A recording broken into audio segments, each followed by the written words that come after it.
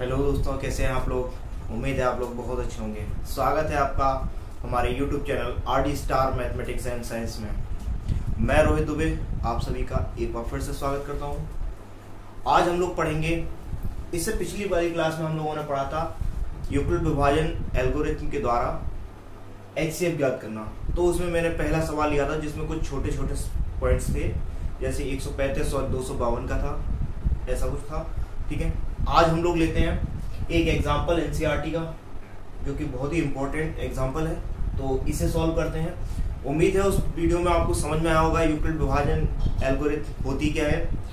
तो आज इस सवाल के माध्यम से एक बार फिर से समझेंगे। तो स्टार्ट करते हैं। और यदि आपने अभी तक हमारे चैनल को सब्सक्राइब नहीं किया है तो प्लीज हमारे चैनल को सब्सक्राइब कीजिए, लाइक कीजिए। चलिए देखिए क्या है, 4052 और 12576 का HCF यूक्लिड विभाजन एल्गोरिथम के प्रयोग से ज्ञात की थी। HCF यानी कि मासा। मासा क्या होता है? जो इन दोनों के फैक्टर में उभयनिष्ठ हो, यानी इन दोनों के गुणनखंडों में उभयनिष्ठ हो। इसी को हम लोग भाग विधि से करेंगे। भाग विधि से करने के बाद देखते हैं। तो हमने क्या बताया था यूक्लिड विभाजन एल्गोरिथम में, जो भी बड़ी संख्या है, बड़ी संख्या में हम छोटी संख्या से क्या कर सकते हैं? भाग कर देते हैं। कीजिए 4052 में हम भाग दे देते हैं 4052 का भाग 12576 में दे देते हैं। चलिए तो भाग देंगे। 4 या 12 लगभग 3 बार जाएगा, तो 3 का गुणा करके लिखिए। 3 दूनी 6 और 3 पचे 15, हासिल 1 और 3 चौके 12। माइनस कीजिए। 6 में से 6 का 0, यहाँ 2, यहाँ 4 और इधर 0। अब हमारे पास शेषफल बचा है, यानी कि अभी 0 नहीं हुआ है। जब शेषफल 0 हो जाएगा तो हमारा सवाल समाप्त हो जाता है। जहां पर हमारा शेषफल 0 हो जाएगा वहीं पर आपका जो भाजक होगा वही आपका क्या हो जाता है? HCF हो जाता है। यहाँ पर हमारा शेषफल 420 आया है। इसके बाद अगली स्टेप करते हैं। अगली स्टेप क्या होती है? 420 जो शेषफल आया है उसका भाग हमें किसमें देना है? जो पहली, इससे पहली जो भाजक संख्या होती है, यानी कि 4052 में। 4052 में, ठीक है ना दोस्तों। 420 का भाग हमें देना है 4052 में। तो कितनी बार जाएगा? अप्रोक्स जाएगा लगभग 9 बार। 9 का गुणा कीजिए। 9 0, 9 दूनी 18, हासिल 1, 9 चौक 36 और 1 37। शेषफल क्या बचेगा? 2। 15 में से 8 गया, 7 बचेगा। और यहाँ पर आपका जो है 2 बचेगा। ठीक है ना। इसके बाद अभी भी हमारा सवाल समाप्त नहीं हुआ है, क्योंकि शेषफल क्या बच रहा है? 272। फिर से अब क्या करेंगे? इससे पहले जो भाजक है उसे हम भाज्य बना देंगे। 420 भाग दीजिए। तो लगभग जो 2 बार जाएगा, नहीं जाएगा, एक बार ही जाएगा। तो 272 घटाइए, कितना बचेगा? यहाँ बचेगा आपका 8 और यहाँ पर आपका बचेगा 11। 11 में से 7 गया 4, यहाँ पर 1। अभी भी हमारा क्या हुआ? शून्य नहीं हुआ। जब तक शून्य नहीं हो जाएगा तब तक हम भाग देते चले जाएंगे। तो अगली स्टेप में क्या होगा? पुरानी वाले भाजक में 272 में 148 का भाग दे दीजिए। एक बार जाएगा 148। शेष क्या बचेगा? 12 में से 8 गया, 4 बचा। 6 में से 4 गया, 2 बचा। और इधर आपका 0, सॉरी इधर 1, ठीक है ना। 2 में से 1 गया। अब अभी भी हमारा 0 नहीं हुआ है, तो क्या करेंगे? फिर 148 में भाग दे देंगे। ठीक है, फिर दीजिए। एक बार जाएगा 124। शेषफल क्या बचेगा? 4 2। ठीक है, अभी भी हमारा शेषफल 0 नहीं हुआ है। फिर से भाग देंगे इसमें 124 में। 24 पंचे 120 होता है लगभग। 24 पंचे 120, 5 बार चला गया 4। शेषफल कितना बचा? 4। अभी भी हमारा 0 नहीं हुआ है। जब तक शून्य नहीं हो जाएगा तब तक हम भाग देते चले जाएंगे। 4 का भाग अब किस में देना है? 24 में। तो कितने बार जाएगा? 4 6 24। यहाँ पर शेषफल क्या हो गया? 0। यानी कि आखिरी भाजक आपका जो है 4 है, ठीक है।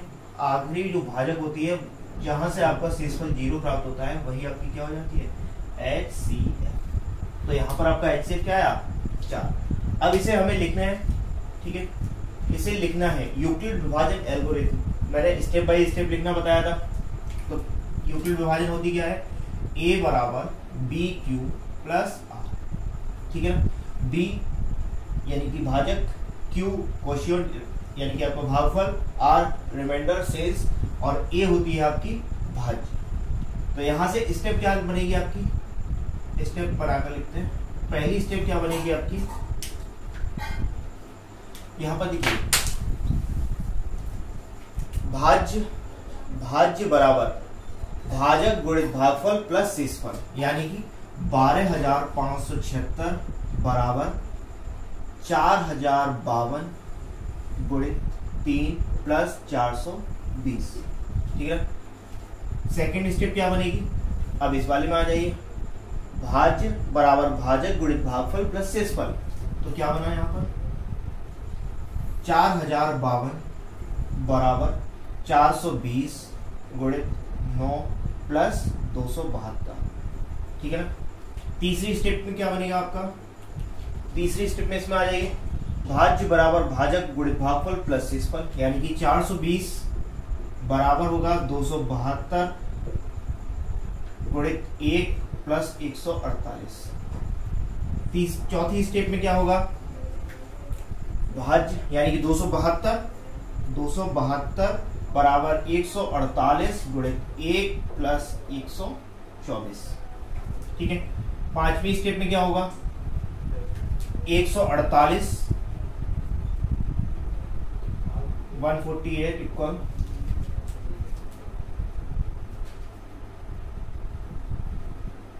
124 इंटू 1 प्लस 24।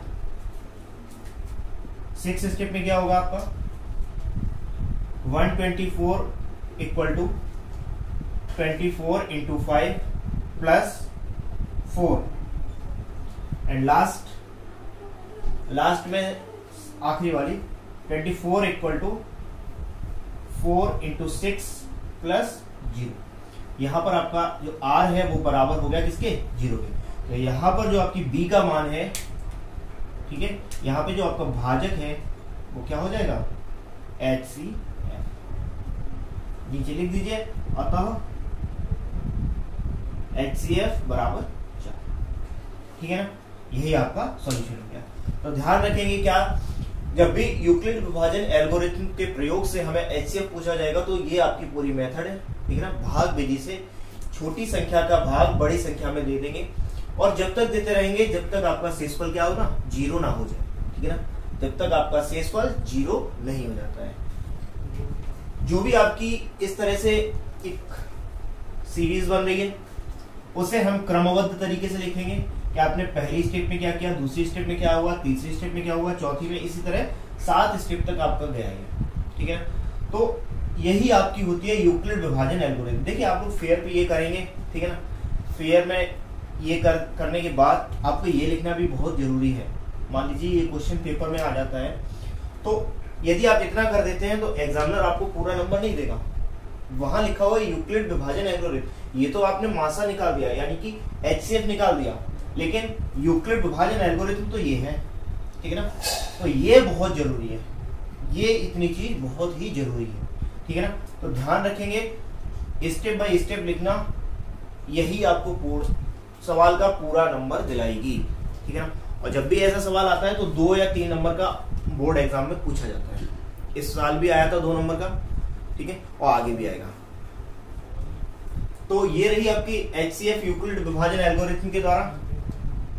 इसके बाद अब चलते हैं एग्जाम्पल नंबर 2 का। तो एग्जाम्पल नंबर 2 उतारता हूं।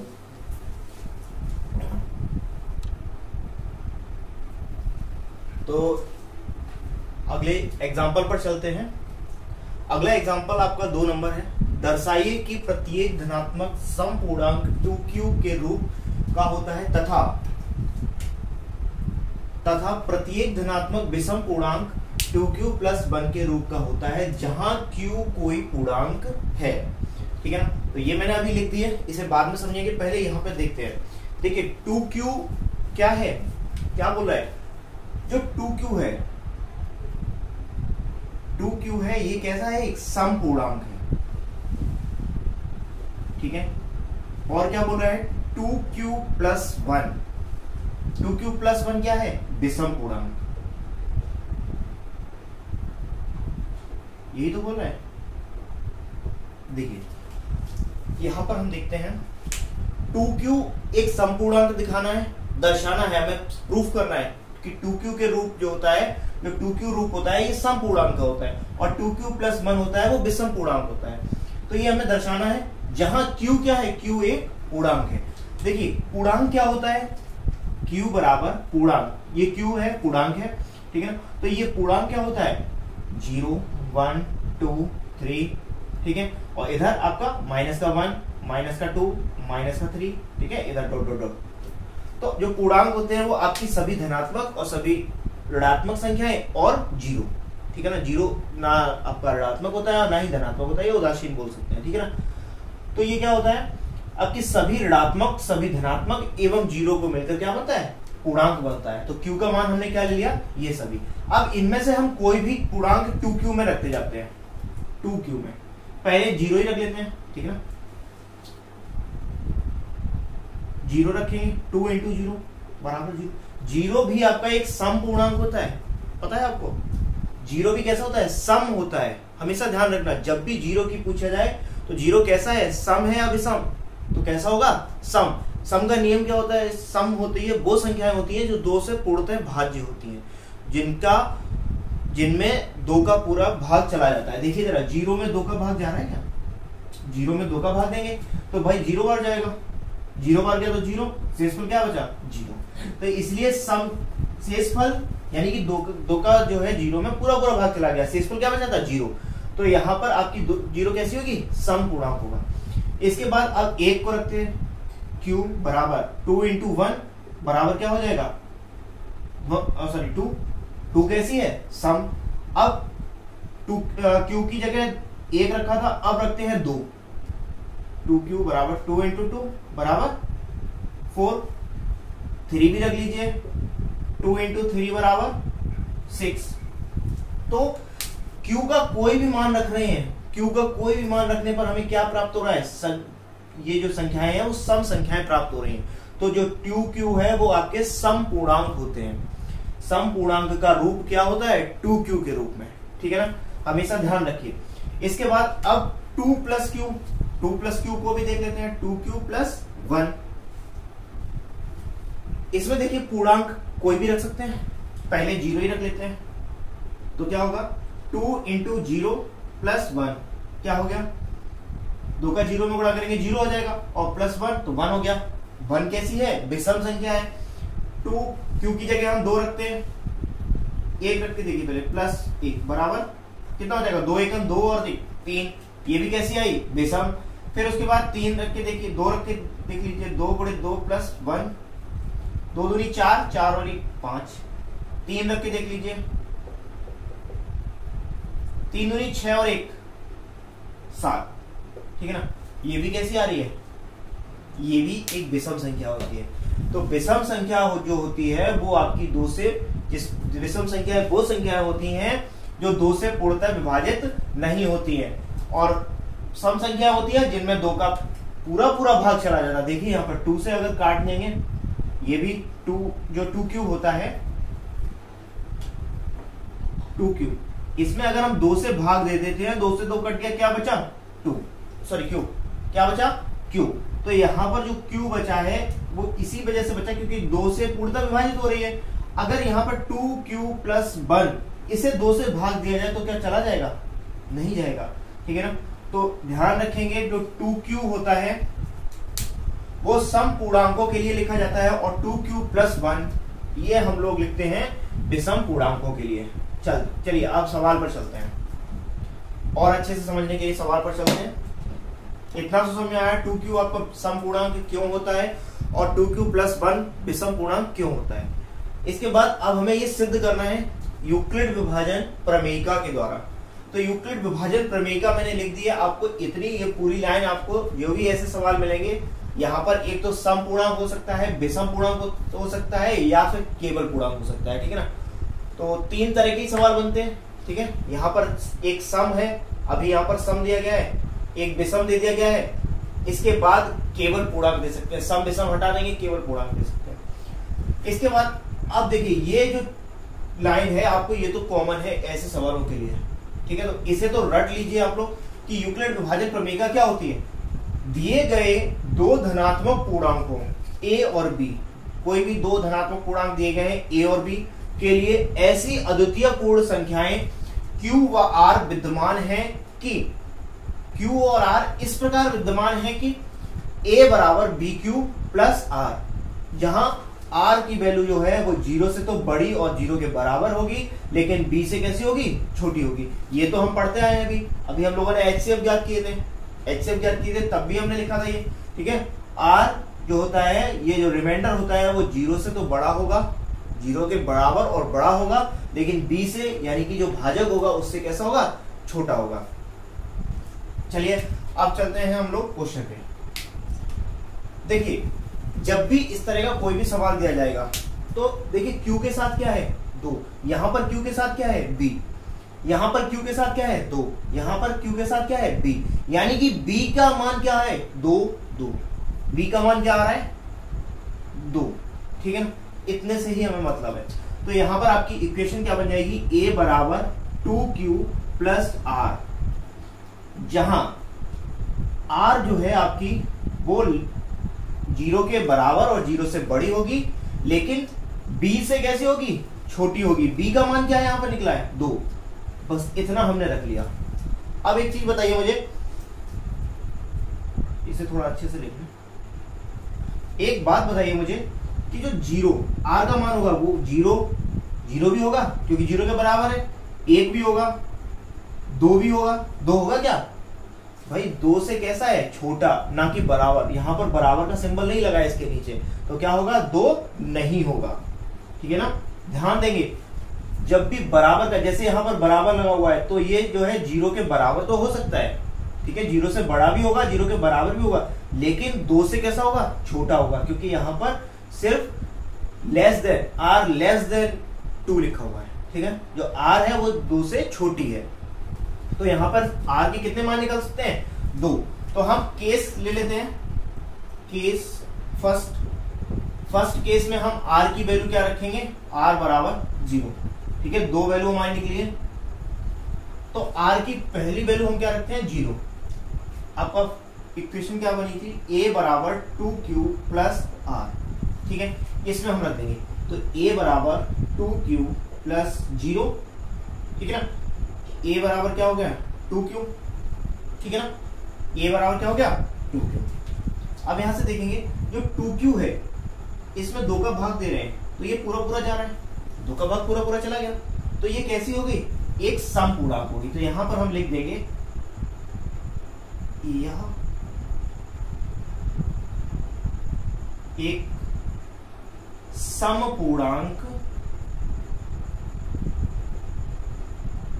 है, ठीक है ना, सम पूर्णांक है। इसके बाद अब केस सेकंड लेते हैं, ठीक है ना। केस सेकंड में क्या होगा आपका, इसे थोड़ा सा आगे लिख लेते हैं, 0 और 1। केस सेकंड में क्या लेंगे, अभी हमने r का मान जो है 0 लिया था, अब r का मान क्या लेंगे हम, a। तो इसी समीकरण में रख दीजिए a बराबर 2q प्लस r, यानी कि a बराबर 2q प्लस 1। क्या 2q प्लस 1 में भाग दे सकते हैं क्या, यदि मान लीजिए एक की जगह यहां पर होता 2q प्लस 2 तो दे सकते थे, 2 कॉमन ले लेते, q प्लस 1 बचा, बटे 2 से 2 कट गया, लेकिन यहां पर क्या है 1, यहां से 2 तो कॉमन ले नहीं सकते। तो ये कैसी आ गई आपकी, एक विषम पूर्णांक, क्या होगी, यह एक विषम पूर्णांक है, ठीक है ना। तो समझ में आया, हमने ये प्रूफ कर दिया, इतना ही इसमें प्रूफ करना है आपको। क्या क्या, इस इक्वेशन में, यानी कि जो b है, b की तुलना हमने इससे कर दी। यहाँ देखो q है, q के साथ क्या है 2, यहाँ पर q के साथ क्या है b, तो जो भी q के साथ होती है वही b का मान हो जाता है, ठीक है ना। b बराबर क्या हो जाएगा 2, ठीक है। ऐसे आगे और भी सवाल मिलेंगे, 4q + 1, 4q + 3, इस तरह से बहुत सारे सवाल मिलेंगे। तो हमेशा ध्यान रखना जो भी q के साथ आ रहा है वही आपका क्या हो जाता है, b का मान हो जाता है। यहां से b का मान निकाल लिया। अब इसी इक्वेशन में हमने b की जगह b का मान यानी 2 रख दिया। जहां जहां b था वहां रख दिया। यहां पर b था, यहां पर भी हमने 2 रख दिया, ठीक है ना। अब हमारा r का मान निकला है, या तो 0 हो सकता है या 1 हो सकता है। 2 क्यों नहीं हो सकता है, क्योंकि यहाँ पर कैसा है 2 से छोटा है, जो रिमाइंडर है वो कैसा है 2 से छोटा है। तो क्या क्या मान होंगे, 0 हो सकता है और 1 हो सकता है। तो हमारे हमेशा ध्यान रखिए, जब b का जो भी मान होगा, b का मान यहाँ पर 2 है तो हमारे 2 केस बनेंगे। अगर यहाँ b का मान 6 होगा तो हमारे 6 केस बनेंगे। अगर b का मान 5 होगा तो हमारे 5 केस बनेंगे, ठीक है ना। तो यहाँ पर देखेंगे, पहले केस में हमने क्या लिया, r बराबर 0 ले लिया, a बराबर क्या हो गया, इसी इक्वेशन में हमने r का मान रख दिया, r बराबर 0, a बराबर 2q + r। तो a बराबर क्या हो गया 2q + 0, a बराबर 0, 0 का कोई महत्व नहीं होता है, यही काट देना चाहिए था मुझे, लेकिन मैंने फिर भी आगे लिख के दे दिया। तो 2q आया, यहाँ पर 2q जो आया है वो क्या हो रहा है, 2 से पूर्णतः भाग हो रहा है। भाई 2 का भाग दिया, 2 से 2 कट गया, q बचा। तो ये कैसा हो गया, समपूर्णांक। क्यों हो गया, क्योंकि ऐसी सभी संख्याएं जो 2 से विभाजित होती हैं वो कैसी होती हैं, वो सम संख्याएं होती है। तो यहाँ 2 से ये पूर्णतः विभाजित हो गई, तो ये कैसी हो गई, समपूर्णांक हो गया। अब चलते हैं केस नंबर 2 पे। केस नंबर 2 में हमने r बराबर क्या ले लिया, 1 ले लिया। तो r बराबर क्या रख देंगे हम, 1 यहाँ रख दिया। सेम इसी तरीके से जैसे यहाँ पर हमने रखा था r का मान 1, ठीक है। अब यहाँ देखिए, यहाँ से हमें 2 का भाग पूरा नहीं जा रहा है। अगर यहाँ पर 1 की जगह 2 होता तो इस तरह से हम लोग भाग दे सकते थे। 2 कॉमन ले लिया, q + 1 बचा, बटे 2 से 2 कट गया। लेकिन यहाँ पर आपका 1 है तो यहाँ पर आपका भाग किसी भी कीमत पे नहीं जाएगा, पूर्णतः भाग नहीं जाएगा, ठीक है। तो यह कैसी संख्या होगी, यह एक विषम पूर्णांक होगी। विषम पूर्णांक कौन से होते हैं, जिनमें 2 से भाग पूरा नहीं जाता है, वो कैसे होते हैं, विषम पूर्णांक, ठीक है। तो इतनी बातें आपको याद रहेंगी। चलिए एक और एग्जांपल लेते हैं।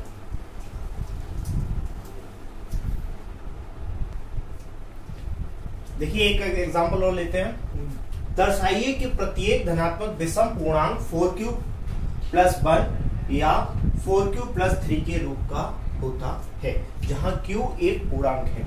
तो मैंने आपको सबसे पहले बताया है, सबसे पहले ऐसे सवाल जब भी दिख जाए तो क्या करना है, हमें ये लाइन तो लिखनी ही लिखनी है। यूक्लिड विभाजन प्रमेय, जो कि क्या होती है, दिए गए 2 धनात्मक पूर्णांकों a व b के लिए ऐसी अद्वितीय पूर्ण संख्याएं q व r विद्यमान हैं कि a बराबर bq + r, जहां r जो है वो 0 के बराबर और 0 से बड़ा हो सकता है, लेकिन b से कैसा होगा, छोटा होगा, ठीक है। इतनी लाइन आपको पूरी हर सवाल में, इस तरह के सवाल में आपको लिखनी ही होगी, क्योंकि ये यूक्लिड विभाजन प्रमेय का है, ठीक है। तो इतनी लाइन आपको हर सवाल में लिखनी ही होगी। नेक्स्ट आगे चलते हैं। तो मैंने अभी आपको क्या बताया था, जब भी ऐसे सवाल दिख जाए तो क्या करते हैं, q की तुलना कर देते हैं। यहाँ 4q है, यहाँ bq है, यहाँ भी 4q है, यहाँ bq है, तो b का मान क्या आ गया, b बराबर क्या हो जाएगा 4। अब आपका समीकरण क्या बन जाएगा, ये a बराबर 4q + r, और यहां पर भी जहां b है उसकी जगह हम क्या रख देंगे 4। अब यहां से देखेंगे r की वैल्यू क्या क्या निकलेगी, तो r बराबर क्या निकलेगा, 0 निकलेगा, 0 भी निकल सकता है, ठीक है ना, 1 भी आ सकता है, 2 भी आ सकता है, 3 भी आ सकता है, 4 लिखते क्या, क्या बोल रहा है यहाँ पर, जो r होगा वो 4 से छोटा होगा, ठीक है ना। तो यहाँ 3 तक ही हम लिखेंगे, ठीक है ना, क्योंकि यहाँ पर जो r है वो 4 से कैसा है, छोटा है। अगर यहाँ पर बराबर का चिन्ह लगा होता तब 4 लिखते हैं, ठीक है। यहाँ पर 4 से छोटा बोल रहा है तो 0, 1, 2, 3 ये r की वैल्यू हो सकती है, ठीक। अब इसके बाद चलते हैं हम लोग कहां पर, इसके बाद कैसे चलेंगे, केस बनाएंगे। अब केस कितने बनेंगे, जितनी जो आपकी b की वैल्यू होती है उतने आपके केस बनेंगे। चलिए देखिए, सबसे पहला केस क्या बनेगा, केस फर्स्ट, जहां हम r बराबर क्या रखेंगे 0, तो समीकरण उतारिए a बराबर 4q प्लस r, यहां हम r बराबर क्या रख देंगे 0, a बराबर 4q प्लस 0, तो a बराबर क्या हो जाएगा 4q। ठीक है, ये बना। अब ये देखिए 4q है, 4q में 2 से भाग दीजिए जरा, तो क्या होता है 2 से 2 कट जाएगा, पूरा पूरा कट गया ना, 2q बचा। यानी कि ये जो 4q है वो 2 से पूर्णतः विभाजित है, तो ये कैसा आ गया आपका समपूर्णांक। कैसा होगा ये समपूर्णांक। ठीक है, समपूर्णांक, चूंकि धन है तो धनात्मक लिख देंगे, सम धनात्मक पूर्णांक लिख देंगे, सम धनात्मक या धनात्मक समपूर्णांक लिख दीजिए। ठीक है, ठीक है, सम धनात्मक पूर्णांक। नेक्स्ट केस नंबर सेकंड में देखते हैं। सेकंड में हम क्या लेंगे, r बराबर, अभी 0 ले चुके हैं, अब क्या लेना है 1 इसी समीकरण में रखेंगे, a बराबर 4q प्लस r की जगह हम क्या रखेंगे 1। यहां से देखिए ये पुरानी कंडीशन बन रही है, जो हम अभी मैंने एक सवाल बताया था आपको 2q प्लस 1। क्या 2q प्लस 1 में 2 का भाग पॉसिबल था, पूरा पूरा चला जाए, नहीं था ना, अभी मैंने आपको बताया था। तो उसी तरह एक फिर कंडीशन बन गई 4q प्लस 1। ठीक है ना, तो 4q प्लस 1 में 2 का भाग नहीं जा रहा है। अगर यहाँ पर 2 होता, 2 कॉमन ले लेते, तो यहाँ 2q प्लस 1 बचता और 2 से 2 पूरा पूरा कट जाता, तो ये कैसे होती, तो ये धनात्मक समपूर्णांक होता। लेकिन अब ये 2 से भाग नहीं जा रहा है पूरा पूरा, तो ये कैसे हो जाएगी धनात्मक विषम पूर्णांक। पहले केस सॉल्व कर देते हैं, फिर हम आपको बताएंगे कि सवाल में क्या बोल रहा था, और यहां पर हमारे फिर एक बार दोबारा से आपको बता देंगे। केस नंबर थर्ड पे चलते हैं। केस नंबर थर्ड क्या बनेगा आपका, r बराबर क्या लेंगे 2, तो a बराबर 4q प्लस r, ये आपकी इक्वेशन थी। a बराबर 4q प्लस 2, तो a बराबर यहां से 2 कॉमन ले लीजिए, 2 कॉमन ले लिया तो 2q प्लस 1। अभी जो मैंने बताया था अगर यहाँ 2 होता, 2 आ गया, तो यहां से 2 कॉमन ले लिया। अब ये 2 से पूर्णतः विभाजित हो रही है कि नहीं, 2 से भाग दे देंगे, 2 का भाग पूरा पूरा चला गया, तो क्या बचेगा 2q प्लस 1। यानी कि ये 2 से पूरा विभाजित हो रहा है, तो क्या हो जाएगा यहाँ पर धनात्मक सम पूर्णांक। ठीक है ना। केस नंबर 4 पे चलते हैं। केस नंबर 3 तक हो गया, अब केस नंबर 4 पे चलते हैं। कितने केस बनेंगे, जितने हमारे b का, जो भी हमारा b का मान होगा, 4 है तो 4 केस बन रहे हैं, 6 होगा तो 6 केस बनेंगे। अब यहाँ पर देखिए केस नंबर 4 में हम r बराबर क्या लेंगे 3, तो r बराबर 3 रखिए। a बराबर 4q प्लस r है, a बराबर 4q प्लस 3 हो जाएगा। फिर से यहाँ पे देखिए, यहाँ से क्या 2 कॉमन आ सकता है, जैसे यहाँ पर हमने 2 कॉमन ले लिया था, यहाँ पर क्या 2 कॉमन मिल सकता है, नहीं मिल सकता है। ठीक है ना, कैसे मिल जाएगा भाई, ये 3 गुणित 1 होगा, ना कि ये 2 प्लस 1। इसमें से आप कॉमन नहीं ले सकते हैं। ठीक है ना, जब 2 गुणित 1 इस तरह से लिखा जाता तो यहां से 2 कॉमन आ जाता है। ठीक है, तो यहां पर आपका 3 है, तो 3 से 2 कॉमन नहीं मिलेगा, अर्थात नहीं मिलेगा, यानी कि ये डिवाइड 2 से नहीं होगा, और डिवाइड नहीं होगा पूर्णतः, तो ये क्या हो जाएगा धनात्मक विषम पूर्णांक। कैसा हो जाएगा धनात्मक विषम पूर्णांक। ठीक है, अब यहां से देखिए हमारा धनात्मक विषम पूर्णांक कौन कौन सा निकला था, एक ये निकला था और एक ये निकला है। जरा देखिए क्वेश्चन में हमसे क्या पूछा गया था, दर्शाइए कि प्रत्येक धनात्मक विषम पूर्णांक 4q प्लस 1 या 4q प्लस 3 के रूप का होता है, जहां q एक पूर्णांक है। 4q प्लस 1 और 4q प्लस 3 ये एक विषम धनात्मक पूर्णांक के रूप के हैं, और जो कि हमने प्रूफ किए हैं अभी कि कैसे हैं, ये धनात्मक विषम पूर्णांक है, और ये भी आपका कैसा है धनात्मक विषम पूर्णांक है। यहां से हमने ये प्रूफ करके लिख दिया है। ठीक है ना, उम्मीद है ये आपको अच्छे से समझ में आया होगा। एक सवाल और ले लेते हैं इसी में। ये जो मैं आपको करा रहा हूं ये सभी एनसीईआरटी बुक से ही है, जो भी एग्जाम्पल भी हैं और आपके क्वेश्चन भी हैं जो इंपॉर्टेंट क्वेश्चन है, ठीक है। और जो सवाल थोड़े से बचेंगे वो क्या होंगे, वो सेम इन्हीं की तरह होंगे, उनमें सिर्फ संख्याएं चेंज होंगी। आज इसी के तरीका का एक सवाल और करा देते हैं, कल हम लोग करेंगे। यहां पर होगा जिसमें दर्शाइए कि प्रत्येक धनात्मक विषम पूर्णांक का वर्ग और शब्द जुड़ जाएगा। फिर एक और कराएंगे जिसमें घन जुड़ जाएगा, ठीक है ना, वर्ग नहीं अब फिर घन आएगा, ठीक है।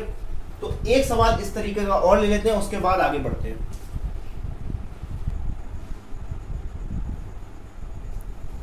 देखिए एक सवाल और मैंने ले लिया है। अभी हमने विषम पूर्णांक लिया था, अब सम पूर्णांक लिया है, ठीक है ना। इससे पहले वाला सवाल मैंने कैसा लिया था, विषम पूर्णांक का।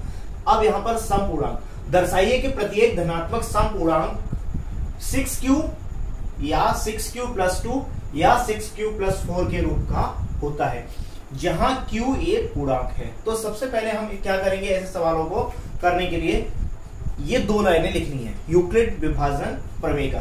क्या होती है, दिए गए 2 धनात्मक पूर्णांकों a व b के लिए ऐसी अद्वितीय पूर्ण संख्याएं q व r विद्यमान हैं या इस प्रकार विद्यमान है कि a = bq + r, जहां r की वैल्यू 0 से तो बराबर और बड़ी होगी, 0 के बराबर और बड़ी होगी, लेकिन b से कैसी होगी, छोटी होगी। तो आइए इसे सवाल को सॉल्व करते हैं। क्या किया था मैंने, सबसे पहले b की वैल्यू निकाली थी। b की वैल्यू कहां से निकलेगी, यहां देखिए 6q है, यहां bq है, यहां भी 6q है, यहां भी 6q है, यहां bq है, तो b की वैल्यू क्या हो गई, 6, ठीक है। रख दीजिए यहां पर a बराबर, जहां जहां b दिख रहा है पूरे में वहां वहां हम क्या रख देंगे, 6। तो 0 ≤ r और <6, ठीक है। तो यहां से देखो r की वैल्यू क्या निकलेगी, b की जगह हमने क्या रख दिया, 6, यानी कि r जो होगा वो 0 के बराबर और 0 से बड़ा होगा, लेकिन 6 से कैसा होगा, छोटा। तो क्या r बराबर क्या क्या आएंगे, 0, 1, 2, 3, 4, 5, ठीक है। 6 नहीं लेंगे, 6 कैसा है, 6 तो बड़ा है, r से 6 बड़ा है, तो 6 नहीं लेंगे, ठीक है। 5 तक लेंगे। अब यहां देखिए मैंने क्या बताया था आपको, जितनी b का मान होगा, b का मान जो भी होगा, कंडीशन हमारी कितनी बनेगी, उतनी ही बनेगी, ठीक है। केस जो है उतने ही बनेंगे। तो सबसे पहले अब स्टार्ट करते हैं। सबसे पहले आपका जो है केस नंबर फर्स्ट क्या बनेगा, केस नंबर फर्स्ट में हम r बराबर क्या रखेंगे, 0। कौन से समीकरण में, इसमें क्या है, a = 6q + दीजिए, a = 6q + 0, तो a बराबर क्या आ गया, 6q।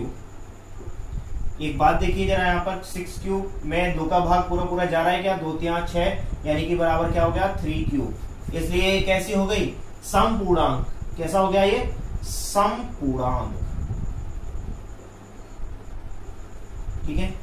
इतनी बात समझ में आई, 6 में 2 का पूरा पूरा भाग चला गया, तो ये कैसी हो जाएगी, सम पूर्णांक। इसके बाद केस नंबर सेकंड लेते हैं। सेकंड में हम क्या लेंगे, r बराबर 0 ले चुके हैं, अब r बराबर क्या लेंगे, 1। किस समीकरण में रखना है, a = 6q + r। a बराबर क्या हो जाएगा, 6q + r की वैल्यू 1, वही कंडीशन बन गई, 4q + 1, 4q + 1 नहीं कट रहा था, 6q + 1 भी 2 से नहीं कटेगा, तो ये कैसी हो जाएगी, विषम, ठीक है।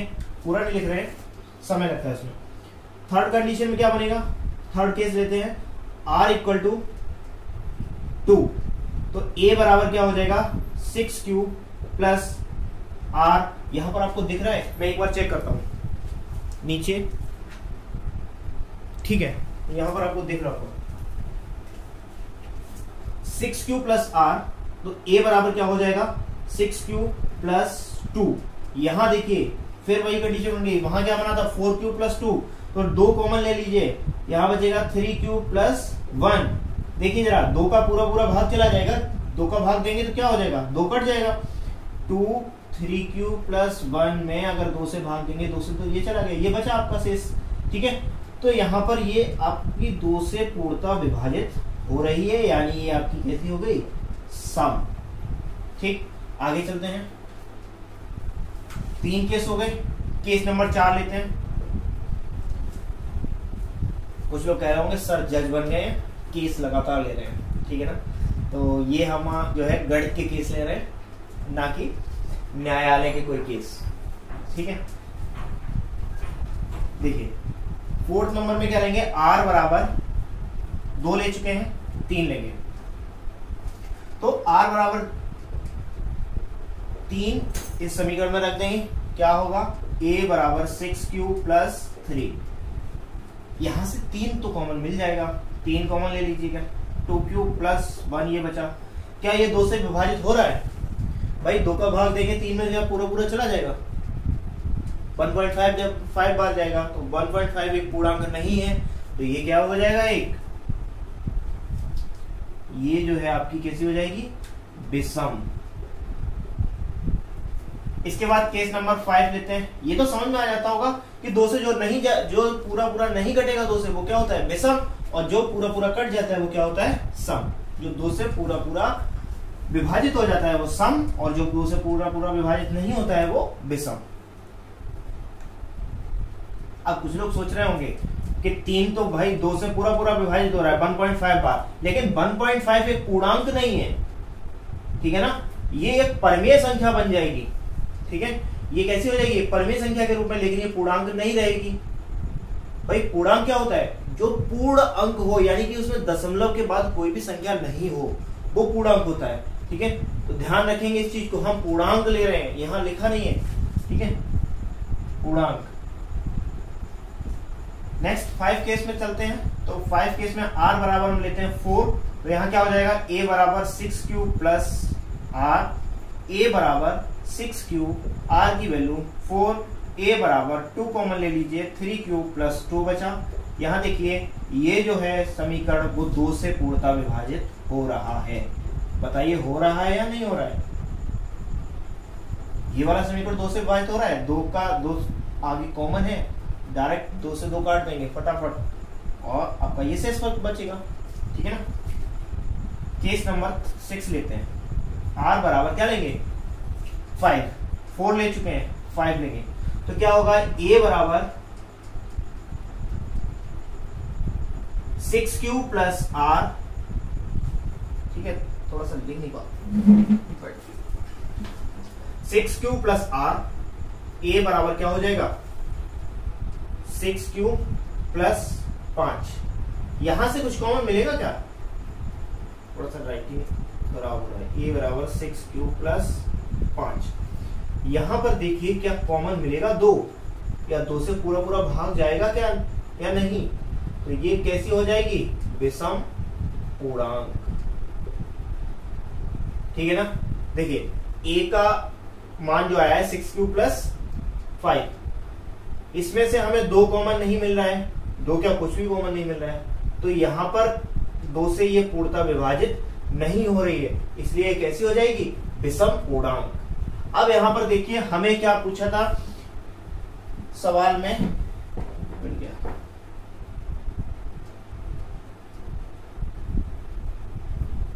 देखिए क्या पूछा था, दर्शाइए कि प्रत्येक धनात्मक सम पूर्णांक 6q प्लस 6q प्लस 2 या 6q या 6q प्लस 2 या 6q प्लस 4 के रूप का होता है, जहां q एक पूर्णांक है।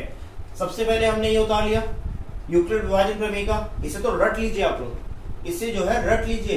ए क्या होता है, दिए गए 2 धनात्मक पूर्णांकों a व b के लिए ऐसी अद्वितीय पूर्ण संख्याएं q व r इस प्रकार विद्यमान है कि a बराबर bq प्लस r, जहां r जो है वो 0 से बड़ी और 0 के बराबर होगी, लेकिन b से छोटी होगी, ठीक है। और b का मान कहां से निकल आता है, यहां से 6q 6q 6q, यानी कि आपका b का मान क्या आ गया, 6, ठीक, ये हमने रख दिया। अब हमसे पूछा गया था 6q और 6q प्लस 2 और 6q प्लस 4, ये कैसे है, सम धनात्मक पूर्णांक। तो यहां पर देखिए 6q हमारा कैसा निकला है, जो हमने प्रूफ किया है, केस लिए हैं, केस के द्वारा जो हमने प्रूफ किए हैं, इनके गुनाह कबूल करवाए हैं केस के द्वारा, ठीक है ना। तो ये गुनाह कबूल करवाए हैं हमने 6 केसों में। तो यहां पर क्या आया, a बराबर 6q, एक सम पूर्णांक निकला, यानी कि 2 से पूरा पूरा भाग जा रहा था। 6q प्लस 1, यहां पर 2 से पूरा पूरा भाग नहीं जा रहा है, विषम हो गया। 6 क्यू प्लस 2, यहाँ से 2 कॉमन ले लिया तो क्या हो गया 3 क्यू 2 ब्रैकेट 3 क्यू प्लस 1, 2 से पूरा पूरा भाग जा रहा है तो क्या आ गया ये सम पूर्णांक। यहाँ पर देखिए 6 क्यू प्लस 2 दिया गया था सम पूर्णांक, 6 क्यू सम पूर्णांक हमारा निकला है, 6 क्यू सम पूर्णांक पूछा गया था। इसके बाद देखिए ये आपका 6 क्यू प्लस 3, यहाँ से 3 तो कॉमन आ गया लेकिन 2 से भाग नहीं जा रहा है तो ये कैसे हो गई बेसम पूर्णांक।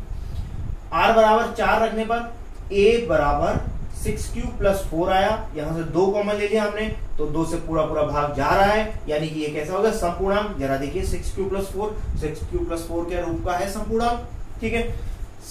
r बराबर 5 रख दिया तो यहां पर क्या हुआ एक विषम पूर्णांक। अच्छा, इस पूरे मैटर में आपको एक चीज तो समझ में आ रही होगी, क्या कि यदि r का मान हम सम ले रहे हैं तो हमारा सम पूर्णांक निकल रहा है, और यदि r का मान हम विषम ले रहे हैं 1 3 5 विषम लिए हैं तो कैसा निकला ये विषम, ठीक है ना। सम सम और सम 0 2 और 4 पर सम पूर्णांक, ठीक है ना। तो इस चीज को विशेष ध्यान रखेंगे।